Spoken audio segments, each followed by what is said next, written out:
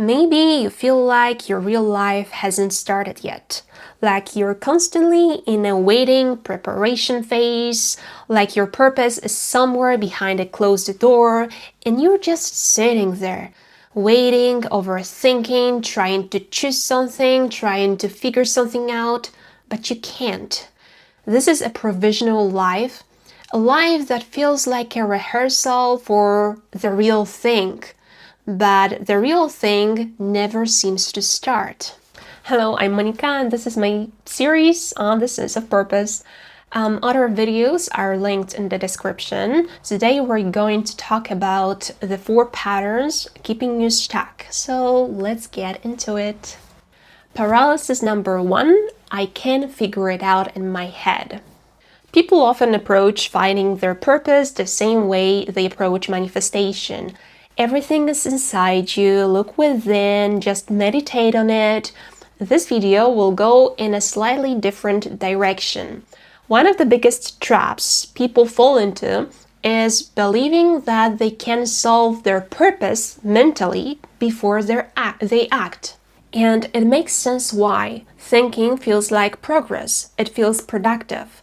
But there is a point where reflection becomes over-intellectualizing, and then it becomes a defense mechanism. Meditation and contemplation are valuable, but when that's all you do, that's when it becomes over-intellectualizing, trying to solve your life in your head instead of living it, collecting knowledge without applying it, planning your dream life while nothing changes in real life. Over-intellectualizing without action gives you a false sense of productivity while your life stays exactly the same. Your intellect will actually work against you by convincing you that you already know what will happen, which devalues small, real steps and justifies passivity. Reading about fulfillment will never replace living it. As Teal Swan puts it, you can't think your way to your purpose, you have to act and decide your way into it. So understanding your fear of spiders is one thing, and facing one is another. Paralysis number 2, I need an aha moment. Here is a belief a lot of people hold. One day it will just click, I will just know, and then I will just start. But purpose doesn't work like a light switch. And here's another quote by Teal Swan. Purpose is something you define, create, and become aware of, not something you simply find. So, it's a state that you shape through action. You can't just simply find your purpose. The aha moment isn't the starting point. It's more like the final link in a chain, a confirmation of the steps you've already taken. It's not the spark that initiates them. It comes after you've done something, experienced something, chosen something. So the aha moment is more like uncovering truth about yourself, your values, experiences, desires, dreams, needs. Again, that moment is shaped by what you have already done. So define, create, and then come to awareness. The mechanism that generates purpose is something like this. You live, so first we have input, which is experiences, events, people, interactions. Then input goes to you, which is the interpreter. So you process that input through your filters, so your values, experiences, personality, temperament, and so on. And from that interaction, you and input, we have the sense of purpose. Jay Shetty describes something similar, that passion and purpose are built by collecting and connecting new experiences with old ones. People who actively experiment find direction faster than those who only contemplate. Clarity comes from engaging with the real world, not just from thinking. But here is a problem. We want clarity before we act. We want proof that this is the right path before we take the first step. But life doesn't work that way. It actually works the other way around. First, you take a small step. A step that makes the most sense to you right now. Consistent action builds the inner feeling of this could be it. Then the aha moment comes, not to decide about your purpose, but to confirm it. So it comes after you've taken those steps. That's why acting without 100% certainty is sometimes required. For example, if you decide to try something in January and it doesn't fit, you're wiser by February. But if you wait for the perfect aha moment, you might start in June and just maybe learn the exact same lesson 6 months later. And remember that even the wrong choice isn't wasted. The skills, the self-knowledge, the unexpected carryovers, those often become your advantage later. So don't wait for absolute certainty. First, ask yourself what makes the most sense right now, or what brings the most relief. Then try it, even if you're not sure, and then watch your real life reactions. Paralysis number 3, my purpose must be big. Not every goal will be huge, so don't limit yourself. There is a seductive fantasy of my purpose must be something grand, influence millions, change the world.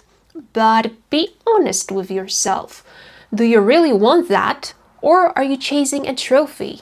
The obsession with a big purpose might be a disguised attempt to prove self-worth, and also chasing a giant purpose can kill your motivation. When your dream is cosmic, I'm here to change the world, your prefrontal cortex starts to devalue small steps. Daily actions begin to feel not enough. Sending emails, writing one paragraph, showing up for only a few people, suddenly all of it begins to feel inadequate compared to your mythical destiny, a big purpose. And because big visions feel incompatible with small beginnings, you might stop taking action altogether. A side note, none of this means that you should abandon big dreams. There are two sides to the coin, and the other side is that aiming high can produce better results. There's truth in saying, shoot for the moon, even if you miss, you'll land among the stars. The problem isn't ambition, it's letting the size of your dream make you undervalue small daily actions. Remember, you don't look like your goals, you look like your habits. Your daily routines, not your declarations, shape who you actually are and what your results look like. It's also worth understanding that your interests, priorities, values evolve. What feels like life's purpose today, let's say becoming a professional athlete, might take you somewhere else tomorrow. Let's say creating a nutrition program for athletes. Your purpose doesn't need to be fixed. You can have several small purposes that can lead you to something bigger later. Often the reason why we want a big purpose is because we want to leave behind something that will outlast our death. Psychologists call it the immortality project, a drive for transcendent meaning. But if we only do something to leave a mark, we are acting from ego, not authenticity. And real fulfillment comes when we do something just for the sake of the act, not for legacy or recognition. Paralysis number 4, the fear of choosing one life. Sometimes we have options, and still we cannot commit to any of them, not because nothing feels right, but because choosing one feels like losing them all. This is called a potential trap, also known as the puer aeternus archetype. the eternal child. The problem isn't lack of options, it's a panic about losing them.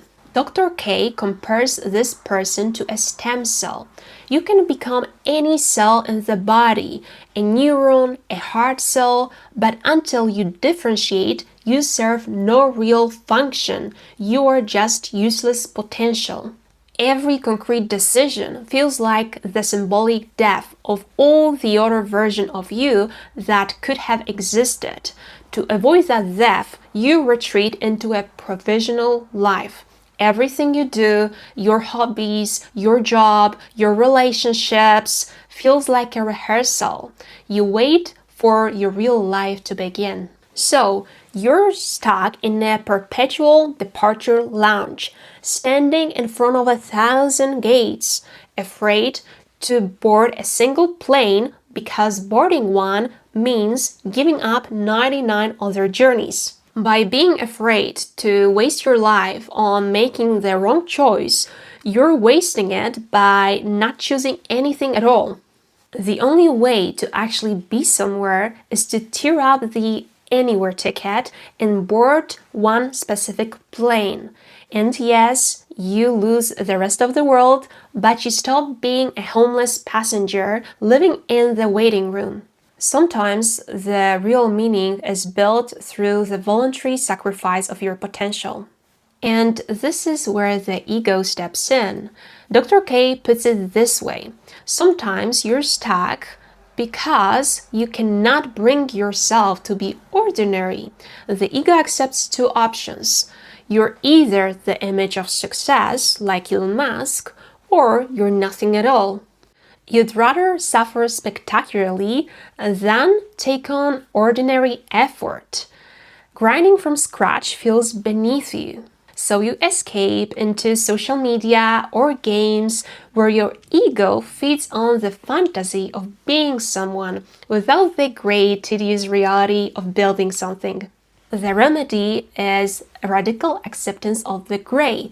You need to stop standing at the edge of the pool, describing what a brilliant diver you'll one day be, and just get in the cold water. You will find your purpose faster if at first you're willing to do ordinary things without a guarantee of success. And one side note, sometimes the fear of commitment comes from the golden child dynamic, when as a child you were told that you could be anything. Then choosing one path might feel like failure, but you need to learn how to sacrifice some of your potential. Sometimes you need to close certain doors to walk through others. Alright, that's it for today. Thank you for watching. A quick reminder, the entire series on the sense of purpose is divided into 3 phases. Phase 1, chaos and question, is already on my channel. I'll link everything in the description. In phase 1, I talked about the mechanism that generates purpose and why some advice might not give you the results you want. Today's episode opens phase 2, which is coming back to yourself. That phase will include 2 more videos, and then we'll move to phase 3, evolution and creation. So yeah, that's it. Thank you for watching.